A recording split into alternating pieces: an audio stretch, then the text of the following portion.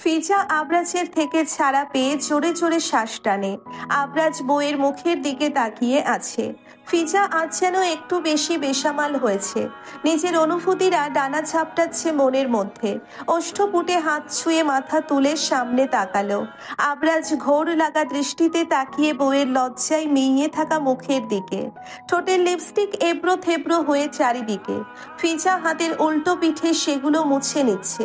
আবরাজ বইয়ের কাণ্ড দেখে দম ফাটা হাসি পেল। এই মেয়ে ম্যাচিওর, ইস কেমন বাচ্চাদের মতো কাজ করছে দেখো। আবরাজ বইয়ের উন্মুক্ত কোমরে হাত রেখে নিজের দিকে টেনে নিল, ঘনিষ্ঠ করলো মেয়েটাকে নিজের সাথে। ফিজার হাত ঠেকালো আবরাজের বক্ষে। আবরাজের ব্লেজারের নিচে সাদা শার্টের 3টে বোতাম খোলা, যার ফলস্বরূপ বুকের আকর্ষণীয় অংশ স্পষ্ট। একটা লোমহীন বক্ষ, অথচ দারুণ সুন্দর সেই স্থান। বুকের দিকের হাড়গুলো কেমন সুন্দর ভেসে আছে রসুনের কোয়ার ন্যায়। ফিজা একটা আঙ্গুল সেখানে ছুঁয়ে দিল, বলল, আপনি জানেন যাদের বুকে পশম থাকে না তাদের মায়া দয়াও থাকে না। আবরাজ ভ্রু কুঁচকে জিজ্ঞেস করলো, কে বলে তোমায়? মুরব্বীদের কথা। আবরাজ পাত্তা দিল না, বইয়ের আপাদমস্তক দৃষ্টি বুলিয়ে দেখে। কি চমৎকার সুদর্শনা এই রমণী। আবরাজ খান কিভাবে এত সুন্দরী বউকে ছেড়েছিল এত বছর। ইস, আফসোস হচ্ছে এখন। এত বছরের ঘাটতি কতদিনে পোষাবে? বাসরটা দ্রুত সারতে হবে। আবরাজ বইয়ের ঘাড়ে মুখ গুজে ফিসফিস করে বলল, ঠান্ডা প্রচুর। ঠান্ডা তো হবেই, বাহিরে তুষারপাত হচ্ছে। আর এদিকে মেয়েটা শুধু একটা শাড়ি পরে। যদিও বাড়ির ভেতরে তেমন একটা ঠান্ডা লাগে না, হিটার রয়েছে রুমে। বউকে ঝুঁকে কোলে তুলে পাশের সোফায় রাখলো আবরাজ। চারদিকে কাঁচের দেওয়াল, বাহিরে তুষারপাত হচ্ছে। কি সুন্দর মনোমুগ্ধকর সেই দৃশ্য। সমগ্র শরীর উষ্ণতা, শীতের মাঝেও গরমে শ্বাস ভারী হয়ে উঠছে দুজনের। অসহ্য ছোঁয়ায় কবজা করে ফেলে আবরাজ মেয়েটাকে। ফিজার রুহু অবধি কাঁপে। একে অপরের উষ্ণ আলিঙ্গনে আবদ্ধ বন্দি। আবরাজ মেয়েটার শাড়ির আঁচল ফেলে বক্ষ দেশে হাত ছোঁয়াতে ফিজা মন কেমন করে উঠল। এক মুহূর্তের জন্য মনে হলো এই ছোঁয়ায় ভালোবাসা পাচ্ছে না সে। কিছুটা কামনা বাসনাও রয়েছে।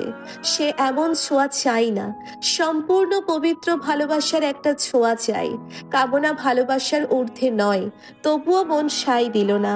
অন্তিম মুহূর্তে এসে সে আবরাজকে আটকে দিল, বাধা দিল পুরুষটার কাছে। আবরাজ অবাক হয়ে তাকালো ফিজার দিকে। ফিজা মুখ অন্যদিকে ঘুরিয়ে বলল, আজ এখানে এমন কিছু না হোক। শ্বাস প্রশ্বাসের গতি অস্বাভাবিক মেয়েটার। আবরাজ শুধালো, ভয়? এটা আপনার আমার ঘরে হোক। ফিজা চারদিকে তাকিয়ে বলে উঠল। আবরাজ বউয়ের এলোমেলো চুলে হাত চালায়, জানালো, এটাও আমার বাড়ি। আমি চাইছি না এখানে কিছু হোক। আরেকবার একটা চুমু তো হতে পারেন। ফিজা ভ্রুজোড়া কুঁচকে নিল। হিসাব কষতে গেলে হিসাব মিলবে না আবরাজ ঠিক কতবার তার অনুমতিবিহীন চুম্বন করেছে, অথচ এখন আবার ঢং করে অনুমতি চাইছে। ফিজা পাশের টেবিলে ফোনটার দিকে তাকিয়ে চোখে হাসলো। আবরাজের কালো রঙের স্যুটটা অবহেলায় মেঝেতে পড়ে আছে। শার্টের বোতাম অর্ধেকের চেয়ে বেশি খোলা। ফিজা আবরাজের কলার টেনে ধরল। আবরাজ একটু অপেক্ষা না করে বউয়ের ওষ্ঠদ্বয় আবার আঁকড়ে ধরল। সময় নিয়ে লম্বা এক অধর চুম্বনে লিপ্ত হয়ে রইল। কত সময় কাটলো ফিজা ছোটাছুটি করতে, আবরাজ বউকে ছাড়ল। নিজের ঠোঁটের কোনায় আঙ্গুল ছুঁয়ে বলে উঠল, ফার্স্ট ব্যাক করছি বাংলাদেশ, বাসরের জন্য রেডি হও। আবরাজ রুমে চলে যায়। ফিজা ছোঁয়া থেকে উঠে বসলো, এলোমেলো শাড়ি ঠিকঠাক করে নিল। এরপর বসা অবস্থায় থেকে ফোনটা হাতে নিল। সাইড বাটন চাপতে স্ক্রিনে ভেসে উঠল কেউ একজন কলে রয়েছে। ফিজা বাঁকা হেসে বলে উঠল, প্রমাণ নিশ্চয়ই পেয়েছো। আই হোপ এখনো একজন বিবাহিত পুরুষের পেছনে পড়ে থাকবে না। ওপাশের ব্যক্তির জবাবের অপেক্ষা না করে ফিজা লাইন কেটে দিয়ে গুনগুন করতে করতে রুমে চলে গেল। ফাতিহা ঘুমিয়েছিল। সাব্বির এসে বউয়ের পাশে কাত হয়ে শুয়ে পড়ল। ফাতিহার সাথে সাথে তন্দ্রা ছুটে গেল। চোখ মেলে সাব্বিরকে নিজের পাশে দেখে থমথমে খেলো কিছুটা। যদিও প্রায় এমন হয়, তবুও হঠাৎ ঘুম ভেঙে এভাবে নিজের কাছে কাউকে দেখলে স্বাভাবিকভাবে মস্তিষ্কে সেটা বুঝে নিতে সময় লাগবে। সাব্বিরের গায়ে তখনও বাহিরের পোশাক, জুতো জোড়াও খোলেনি। ফাতিহা শোয়া থেকে উঠে আগে সাব্বিরের জুতা খুলে দিল, পায়ের মোজা খুলে সেগুলো রেখে দিল। সাব্বির ততক্ষণে শোয়া থেকে উঠে বসেছে। ফাতিহা জিজ্ঞেস করলো, খাবার? খেয়েছি, তুমি খেয়েছো? ফ্রেশ হয়ে আসুন। ঠান্ডা? সাব্বির নিস্তেজ গলায় বলল। ফাতিহার সাথে সাথে বলে উঠল, সারাদিন বাইরে ছিলেন? এরপর ঠেলে ঠুলে ওয়াশরুমে পাঠালো সাব্বিরকে। সাব্বির ফ্রেশ হয়ে এলো মিনিট 5-এর মধ্যে। বেরিয়ে এসে ফাতিহার পাশে বসলো।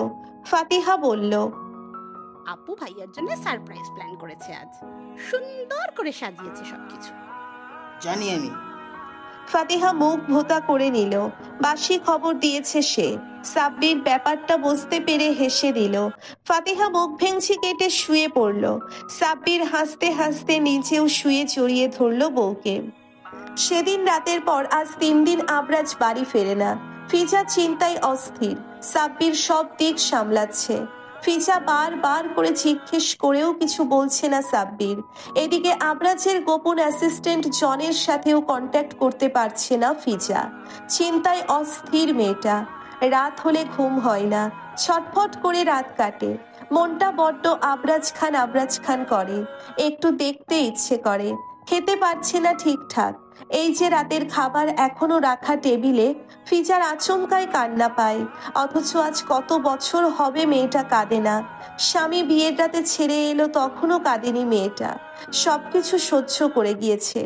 এত দূরে এসছে, যেখানে আপন একটা মানুষ নেই। সবকিছু ছেড়ে যার জন্য এত দূর এলো, সেই মানুষটারও খোঁজ নেই। সাময়িক সময়ের জন্যে সুখ এসছিল কি তবে তার কপালে? স্থায়ী কেন হচ্ছে না? সাধারণ জীবনটা কেমন এলোমেলো হয়ে গেল আবরাজ খানের সাথে বাধা পড়ে। হ্যাঁ, সে এটাতে আবরাজ খানকে অপরাধী বানাতে পিছুপা হবে না একটু। কাঁদে না তবুও মেয়েটা। চোখ বন্ধ করে দীর্ঘশ্বাস টেনে চোখ খুলতেই চমকে উঠল। তার পাশে হাঁটু গেড়ে বসা আবরাজ খান। ফিজা নিজের মনের ভুল ভেবে চোখ বন্ধ করে নিল, কিন্তু না, নিজের গালে শীতল হাতের স্পর্শ মেয়েটা শিওর হলো স্বয়ং আবরাজ খান তার সামনে বসা। সাথে সাথে শোয়া থেকে উঠে বসলো ফিজা। ঝট করে গলা জড়িয়ে ধরলো আবরাজের। আবরাজ নিজেও মেয়েটার কোমর জড়িয়ে ধরে বসা ছেড়ে উঠে দাঁড়ালো। ফিজা পা দিয়ে কোমর পেঁচিয়ে নিল আবরাজের।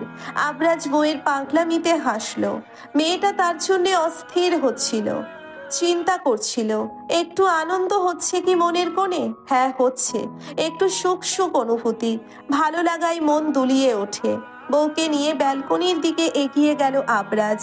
বলল, আবরাজ খানের অনুভূতি সতেজ হচ্ছে। সুগন্ধি ফুল, ফুলের সুবাস বুঝি আবরাজ খানের দোরগোড়ায় দাঁড়িয়ে এবার। আবরাজ বউ নিয়ে সোজা ব্যালকনিতে এলো। সেদিনের বেলুনগুলো রয়েছে। রাতের পরিবেশ বাহিরে বেশ মনোমুগ্ধকর। কাচের দেওয়ালের ওপাশের তুষারপাত নজর পড়ে না দম্পতির। আবরাজ বউ নিয়ে সোফায় বসলো। ফিজা নিজেকে ততক্ষণে সামলে নিয়েছে। কোথায় আছে, এই মুহূর্তে কি ঘটছে মস্তিষ্ক জানান দিতে মেয়েটা দ্রুত সরে যেতে চাইল। আবরাজ ঘাড় নেড়ে বলে উঠল, ডোন্ট প্যানিক, এই মুহূর্তে আমি তোমায় শাস্তি নাম সুগন্ধি ফুল। আপনি কোথায় ছিলেন 3 দিন?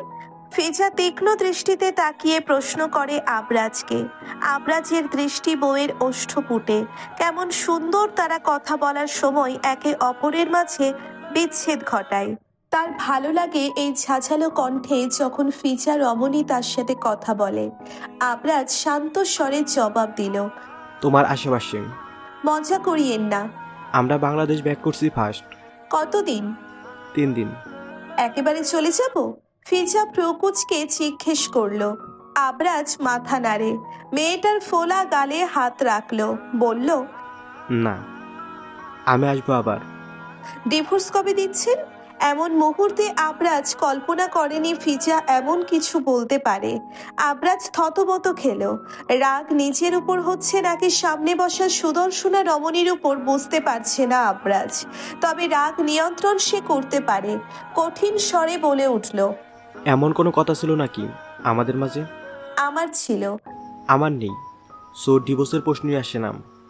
মোট যেন মিনিটে মিনিটে চেঞ্জ হয় আবরাজ খানের। ফিজা অবাক হলো। এই 1 মিনিট সময় আগেও পুরুষটার কণ্ঠে ছিল রুষ্ট, অথচ এখন আবার বদলে গিয়েছে। ফিজা গম্ভীর স্বরে বলল, সব আপনার মর্জি অনুযায়ী হবে না। ইয়েস, সব আমার মর্জি অনুযায়ী হবে মাই ডিয়ার সুগন্ধি ফুল। ঘোর লাগা দৃষ্টিতে তাকিয়ে বলে আবরাজ। ফিজা আবরাজের গালে হাত ছোঁয়ালো। ইস, কবে ছুঁয়েছে এভাবে বউ তাকে? ভুলে গিয়েছে, মনে পড়ছে না এই মুহূর্তে, মনে করতে চাইলো না। ফিজা বলল, আপনি ভালো হয়ে যান। তুমি সুযোগ দাও। দিয়ে রেখেছি, আপনি কাজে লাগাচ্ছেন না। ফিজার কণ্ঠ একরাশ হতাশায় এসে ভর করেছে। আবরাজ ফিজার শরীরটা আরো একটু নিচের দিকে টেনে নিল, মুখ গুছিয়ে দিল বুকে। ফিজা কিছুটা চমকে উঠে আবরাজের চুল সহ ঘাড়ের কাছে ওভারকোটটা খামচে ধরে বসে রইল। আবরাজ সময় নিয়ে বলে উঠল, সংসার চাই একটা। আপনার ইচ্ছে নেই। শতভাগ ভুল তুমি সুগন্ধি ফুল। আবরাজ শান্ত স্বরে বলে। ফিজা হতাশার সুরে বলে, আপনার মধ্যে তেমন কিছু খুঁজে পাচ্ছি না আমি। তুমি কি আমার পুরুষত্ব নিয়ে সংশয় আছো? আবরাজ ফিজার দিকে তাকিয়ে ভ্রু জোড়া কুঁচকে সন্দিহান কণ্ঠে জিজ্ঞেস করলো। ফিজা কণ্ঠ খাদে এনে বলল, এটা ভাবা বোকামি, আমি আপনার পূর্বের সব ঘটনা জানি। ছেড়ে দিয়েছি সব। এটা কথা না আবরাজ, বাড়ি যেতে চাই আমি। ফিজা মলিন স্বরে বলল, মনটা ইদানিং বড্ড ছটফট করে, কিছু একটা ঠিক নেই মনে হয়, ভালো লাগে না কিছু। তার উপর আবরাজ এতদিন ছিল না, মনটা আরো বিষিয়ে আছে। আবরাজ ঘাড় নেড়ে বলে। ওকে। তখনও বসা ফিজা আবরাজের কোলে। আবরাজের মুখশ্রী জুড়ে ক্লান্তির ছাপ, চোখের নিচগুলো কালচে দেখাচ্ছে, ঠোঁটগুলো অতিরিক্ত খয়েরি রঙের হয়ে গিয়েছে। ফিজা চট করে প্রশ্ন করল, 3 দিন শুধু সিগারেটের উপর ছিলেন আপনি? সিগারেটের আগুনে পোড়া অধর বাজে দেখালো আবরাজের সুদর্শন মুখে। নাকি সুন্দর লাগছে বুঝতে পারে না মেয়েটা। আবরাজ নিচের ঠোঁট কামড়ে ধরে জিজ্ঞেস করলো, কে বলে তোমায়? আপনার ওষ্ঠদয় মিথ্যা বলে? তুমি ছিলে না এতদিন। বলতে বলতে আবরাজ নিচের হাত চালায় বউয়ের ঘাড়ে। ঝট করে মেয়েটার মুখ এগিয়ে এনে ঠোঁটে চুমু খায় আলতো করে, পর পর কয়েকবার। এতদিনের তৃষ্ণা মেটে না। দীর্ঘ একটা অথর চুম্বন আবরাজ খানকে শান্ত করতে পারে না। নিজের উপর নিয়ন্ত্রণ হারাতে হারাতে বউয়ের সেদিনের আবদারের কথা মনে পড়ে। অতঃপর নিজেকে সামলে নিল, ছেড়ে দিল বউকে, স্বাভাবিক হতে সময় দিল। এত সময় নিঃশ্বাস নিতে না পারার ফলে দ্রুত শ্বাস নিয়ে নিজেকে স্থির করে ফিজা। আবরাজ বউকে শান্ত হতে দেখে আবারও কোলে তুলে রুমে চলে এলো। ফ্রেশ হলো না, খেলো না, বাহিরের পোশাক পরিবর্তন করে না। বিছানায় শুয়ে বউকে নিজেও পাশে শুয়ে জড়িয়ে ধরল। চোখ বন্ধ করে ঘুম ঘুম স্বরে বলল, ঘুমিয়ে পড়ম, আমার ঘুম পাচ্ছে, সকালে কথা বলবো আমরা। ফিজা কথা বাড়ায় না। আবরাজের চোখ দেখে বুঝেছিল ফিজা আবরাজ 3 দিনে হয়তো 3 ঘন্টা সময় ঠিকঠাক ঘুমায়নি। কি কারণ হতে পারে? কোথায় গিয়েছিল? কেন গিয়েছিল? সব প্রশ্ন, উত্তর নেই কোথাও। কিভাবে পাবে এসবের উত্তর ফিজা জানে না। তবে জানতে হবে, যে করে হোক। রাত বাজে 1:30। মেহেরিন ঘুমে ছিল, কিন্তু ফোনের শব্দ ঘুম ভেঙে গেল মেয়েটার। ঘুম ঘুম চোখে ফোন বালিশের তলায় থেকে বের করে রিসিভ করে কানে তুলে হ্যালো বলল। ওপাশে আব্রাহাম, সে ল্যাপটপের সামনে বসে আছে। কাল একটা প্রেজেন্টেশন আছে, এটার প্রস্তুতি করছিল। যদিও এটার দায়িত্বটা মেহেরিনের। মেহেরিন তেমন কাজটা নিজের আয়ত্তে আনতে পারেনি পুরোপুরি, সেই জন্য আব্রাহাম করে সাহায্য করেছে মেয়েটাকে। কেন করছে, কি কারণে করছে সে নিজেও জানে না। শুধু কি ফিজার কথা ভেবে করে দিচ্ছে? হতে পারে, যদিও ফিজা তাকে কখনো বলেনি আমার বোনের খেয়াল রেখো। তবুও আব্রাহাম কেন জানি বারবার ফিজা ভেবে মেহেরিনকে সাহায্য করে যাচ্ছে। সে জানে না, তবে মেহেরিনের এক্সাম আছে এটা বলে নিজেকে শান্ত করলো। এত সময় কোনো উত্তর না পেয়ে মেহেরিন আবার বলল, কে বলছেন? আব্রাহাম খান। গরুগম্ভীর কণ্ঠে মেহেরিন ধপ করে চোখ মেলে শোয়া থেকে উঠে বসলো। কাল তার একটা এক্সাম আছে, পড়ছিল সে। পাশে খাতা মচমচ করে। আব্রাহামের কণ্ঠ আগের ন্যায় রেখে জিজ্ঞেস করলো, এক্সাম আপনার, হেল্প করছি আমি, আর আপনি ঘুমিয়ে আছেন? What the hell is this Mehreen Siddique? Mehreen কাঁচা ঘুম ভেঙে যাওয়ার ফলে কিছু বলার মতো অবস্থায় নেই। যদিও মেহেরিন বরাবর চুপচাপ, মুখে মুখে কথা বলার অভ্যেস মেয়েটার নেই। আব্রাহাম গম্ভীর স্বরে আদেশ করলো, আমাকে কল দিয়ে হেল্প করবে। আমি কাজ করছি, তুমি দেখো। প্রতিবার আমি হেল্প করব না। মেহেরিন কিছু বলার আগে কল কেটে দিল আব্রাহাম।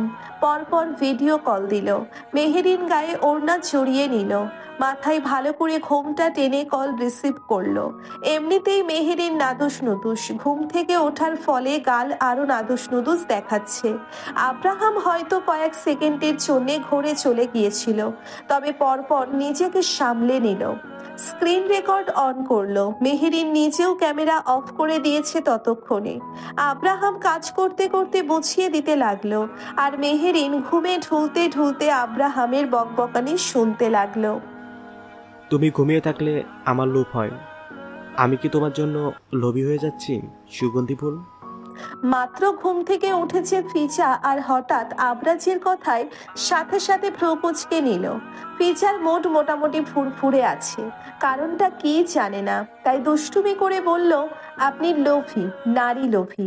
ফিজা কথাটা শেষ করার সঙ্গে সঙ্গে আবরাজ ঝট করে ফিজাকে নিজের উপর তুলে নিল। ফিজা কিছুটা অপ্রস্তুত হয়ে আবরাজের শার্ট জড়িয়ে ধরে। গতকাল রাতে তো ফ্রেশ হয়নি আবরাজ। ফিজা আবরাজের উন্মুক্ত বুকের দিকে তাকিয়ে সেকেন্ড সময় ব্যবধানে আবরাজের মুখের দিকে তাকালো। আবরাজ ফিজার চোখের দিকে তাকিয়ে বলে উঠল, রং, নারী নাম, শুধু তোমার জন্য লোভ হয়। আবরাজের কথায় বলল কি ফিজা? কে জানে। মাথা নিচু করে মুচকি হাসলো মেয়েটা।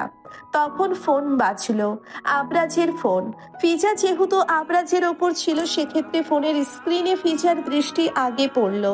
তৎক্ষণাৎ মুখের আদল পরিবর্তন হলো মেয়েটার। চোয়াল শক্ত করে ফোনটা হাতে নিয়ে কল রিসিভ করলো। যেহেতু দুজন কাছাকাছি রয়েছে, ফোনটা ফিজা কানে না ধরে হাতে নিয়ে দুজনের মুখের সামনে ধরলো। ওপাশ থেকে তৃণার কণ্ঠস্বর ভেসে এলো, sweetheart, I miss you. তুমি কখন আসবে আবার? আবরাজ বিরক্ত হলো। ফিজা হতভম্ব হয়ে তাকিয়ে রইল আবরাজের মুখের দিকে। কাকে বিশ্বাস করা উচিত? আবরাজের বিরক্তিকর চেহারা বলে দিচ্ছে সে তৃণার কথাই বিরক্ত, আর তৃণা যা বলছে সে সব কি? ফিজা আবরাজ খানকে বিশ্বাস করলো। রাগান্বিত স্বরে বলে উঠল, বেহায়া মেয়ে মানুষ, একদম উল্টোপাল্টা বলবে না, বলেই কল কেটে দিল ফিজা। আবরাজ ফ্যাল ফ্যাল করে তাকিয়ে রইল ফিজার মুখের দিকে। অবিশ্বাস্য কণ্ঠে জানতে চাইল, তুমি বিশ্বাস করো আমায়? দামটা রাখবেন, আমি আশাবাদী। আবরাজ ফিজাকে শক্ত করে জড়িয়ে ধরে গলায় মুখ গুজে দিল। সেখানে বৃষ্টির ন্যায় টুপটাপ চুমুতে ভরিয়ে দেয়। সে মেয়েটার মায়ায় আটকে যাচ্ছে। বাঁচার ইচ্ছে প্রবল হচ্ছে, তবে মনে সংশয় কিছু একটা নিয়ে থেকেই যায়।